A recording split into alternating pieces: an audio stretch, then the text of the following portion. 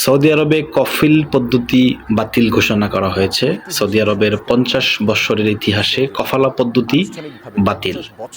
এই নিউজটি আসলে কতটুকু সত্য, বা এটি আসলে কিভাবে কার্যক্রম শুরু করবে, এটি আসলে কাদের জন্যে? হ্যাঁ, এমন আলোচনা আসলে আমরা দেখছি না।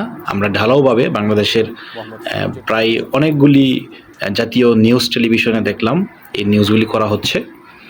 তো আসলে এটি আমাদের সাধারণ প্রবাসীদের জন্য কিনা, সবার জন্য উন্মুক্ত কিনা, এই প্রশ্ন এবং এই ব্যাপারে আসলে আলোচনা নেই। এটি আসলে একটি বিভ্রান্তকর আমি মনে করি।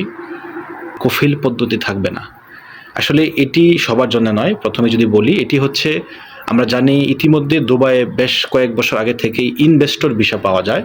অর্থাৎ কোনো মানুষ চাইলেই সেখানে ২০-৫০ হাজার দেরহাম কিংবা ১ লক্ষ দেরহাম দিয়ে একটি কোনো ব্যবসা প্রতিষ্ঠানের লাইসেন্স করলে তখন সে ওই প্রতিষ্ঠানের মালিক হয়ে যান এবং সে তার নিজের আকামাত, তার কফিল এবং সে তার নিজের কাজগুলি সে নিজে করতে পারে। সে কোনো ধরনের আরবাব কিংবা এই দেশের নাগরিকদের কাছে দায়বদ্ধ থাকে না, সে শুধুমাত্র সরকারের কাছে জবাবদিহিতা করে।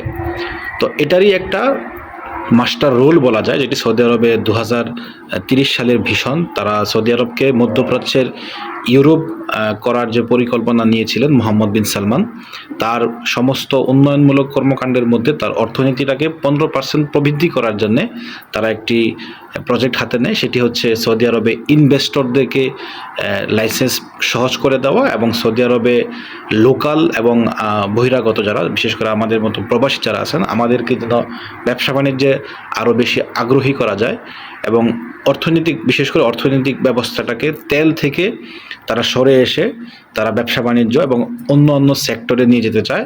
তারই আমি মনে করি তারই একটি ধারাবাহিকতার মধ্যে হচ্ছে ইনভেস্টর ভিসা। ইতিমধ্যে সৌদি আরবে যারা ইনভেস্ট করতেছেন, বিভিন্ন কোম্পানি, বিভিন্ন ব্যবসা বাণিজ্য, বিভিন্ন লাইসেন্স যারা খুলে ইনভেস্ট করেছেন, তারা ইতিমধ্যে তাদের নিজের কফিল তারা নিজেরাই হয়েছেন, তাদের ব্যবসা বাণিজ্য তারা নিজেরাই পরিচালনা করতেছেন। তো ব্যাপারটা আসলে এটাই, আমরা এখনও সেটা বলতে পারি না। সর্বসাধারণ যারা দেশের লেবার বা বিভিন্ন কোম্পানিতে চাকরি করেন, তাদের ব্যাপারে এখনও কোনো নির্দেশনা আসে নাই। তাদের ব্যাপারে এখনও ওইভাবে কোনো ধরনের কিছু বলা হয়নি যে আপনারা এখন থেকে নিজেদের কফিল নিজেরা হবেন। এটি একটি বড় প্রক্রিয়া। এটি একটি, আমি মনে করি, বিশেষ শ্রেণীর মানুষদের জন্য, যারা আসলে লক্ষ লক্ষ রিয়াল খরচ করে ব্যবসা বাণিজ্য করার মতো সামর্থ্য রাখেন। এটি আসলে তাদের জন্যে। এটি আসলে সাধারণ কোনো লেবার, সাধারণ কোনো কর্মচারীর জন্য এখনও পর্যন্ত এমন কোনো নিউজ কিংবা এমন কোনো সরকারিভাবে আইন জারি হয়নি।